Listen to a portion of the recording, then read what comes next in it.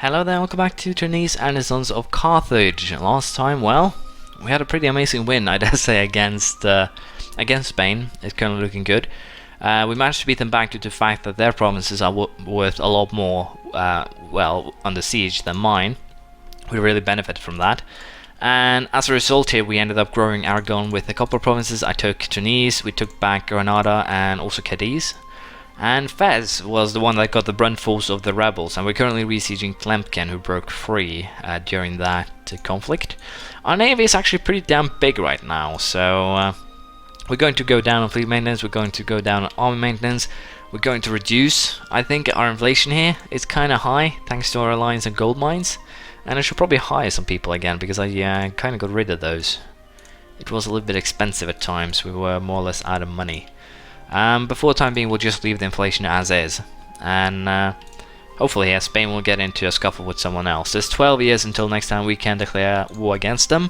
Before that, we'll probably get into war with the Ottomans, which is not something I like to say, but it is likely that we'll get into war with the Ottomans, Crimea and Shirvan, and we might have to give up some provinces then. I am actually kind of tempted at this stage to release, well, not release per se, but try and take a nation in the area, small nation, take this province for instance, release Syria, and then create Syria as a buffer between us. That could be one thing to do, but I'm a little bit unsure if that would actually be likely or not. We also have a Greece here, which I haven't actually seen before. Maria, kind of rare too. It's kind of interesting. I'm kind of hoping that the French will now completely butcher the Ottomans, because it's necessary for me to survive, due to the fact they want my provinces, which I guess is fair. So we did get a little bit of an issue here. Tunisian patriots in Seoul, we got patriots in Andalusia. We're going to deal with the patriots first. The reason is simple. I have invested admin points there. The peasants, probably Fes will be able to handle them as soon as they grow a little bit of an army again.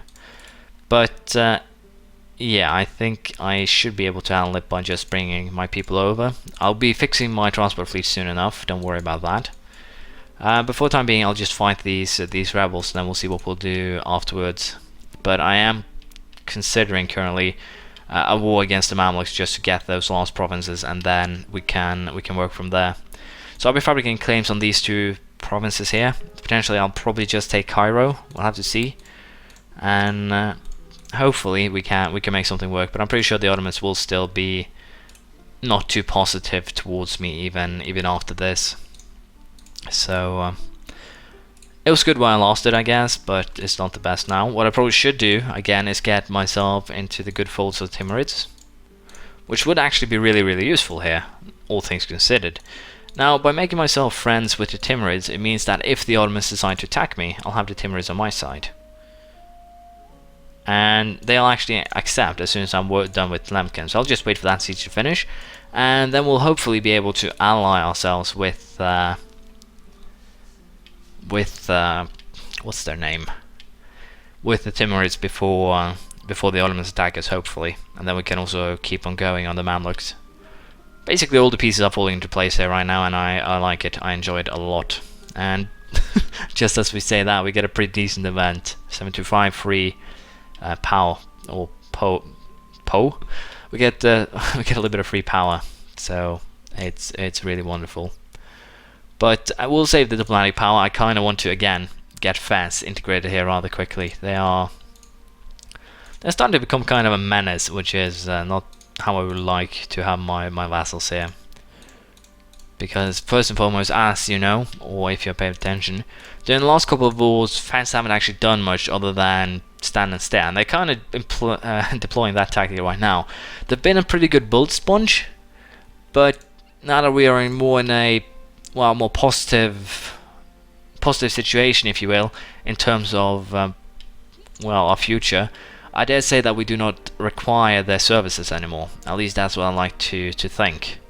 So hopefully here I can annex them, get myself a little bit more power in terms of fleet, if you will, and we'll just see how that pans out. Can I not force you guys to just hand things over? No, we'll have you cede. And as you can see, there won't be too many people caring about that, but that's fine. We are, however, going to hand it back to Fez. I should probably just kept improving relations then. We are going to sell it to Fez right away.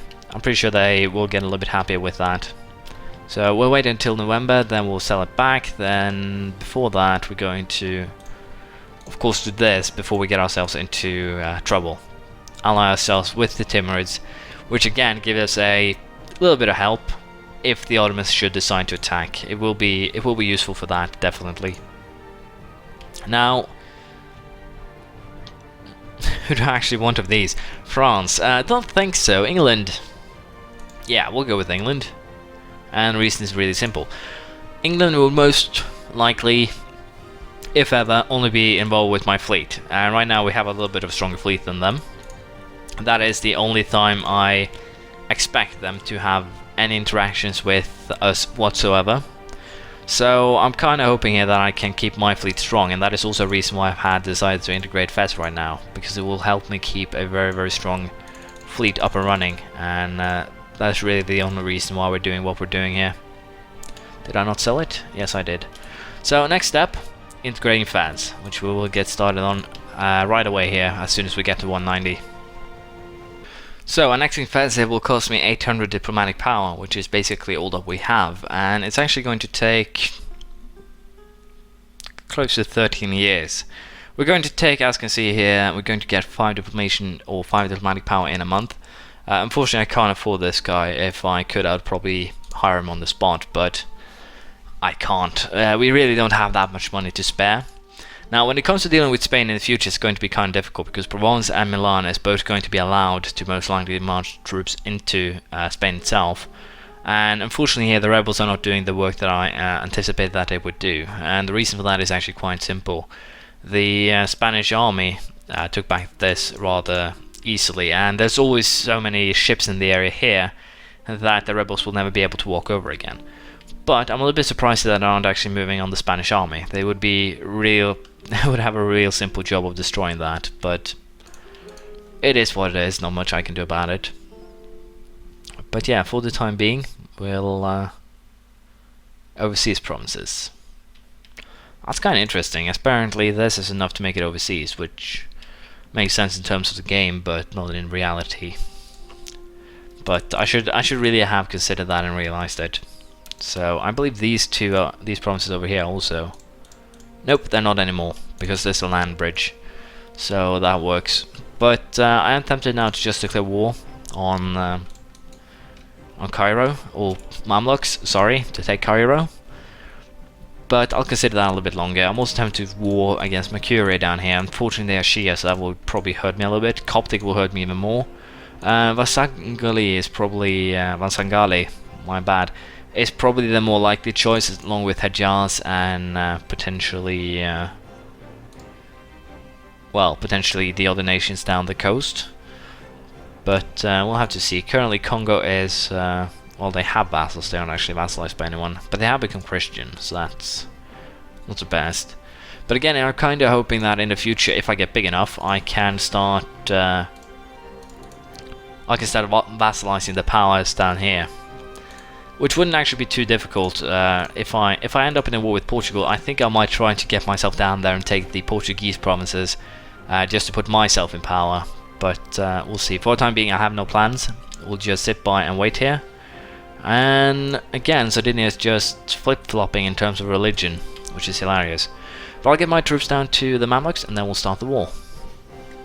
So, something good finally happened. This is mostly just out of spite, but Venice is currently being trashed by the French, and the Austrians, and everything in between, which makes current scenario a little bit more, well, it feels better. Let's just be honest about that. It feels a lot better to see them being trashed like that.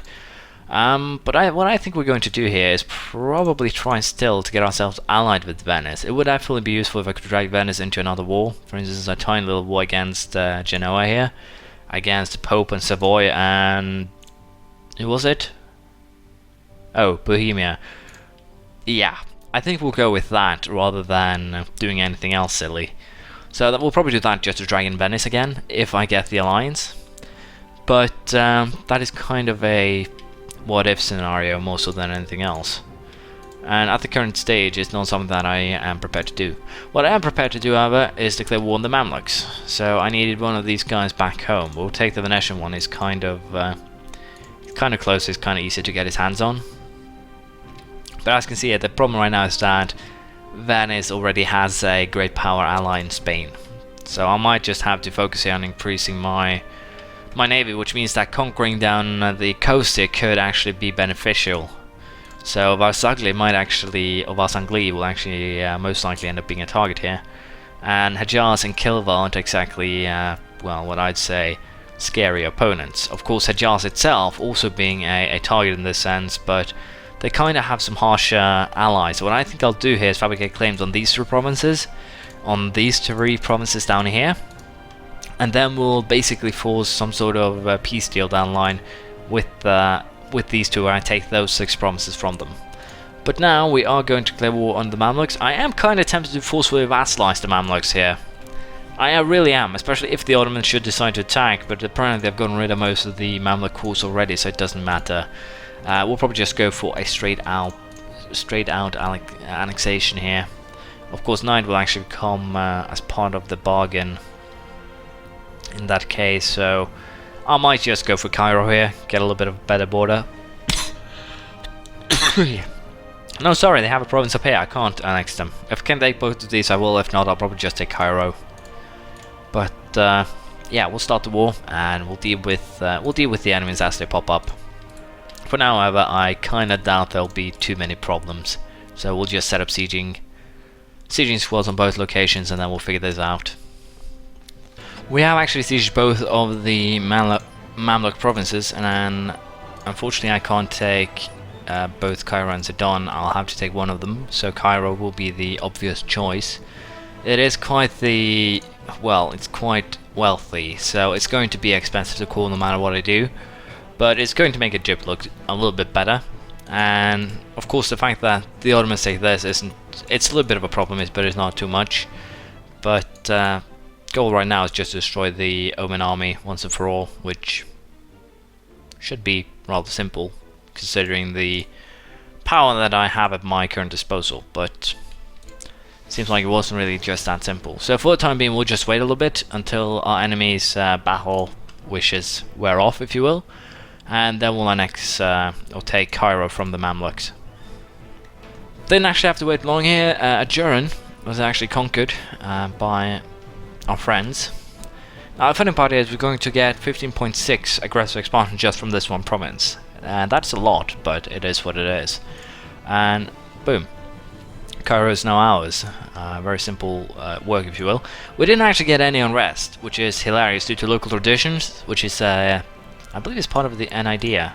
It's either an idea or something you get from an idea here. Let's see.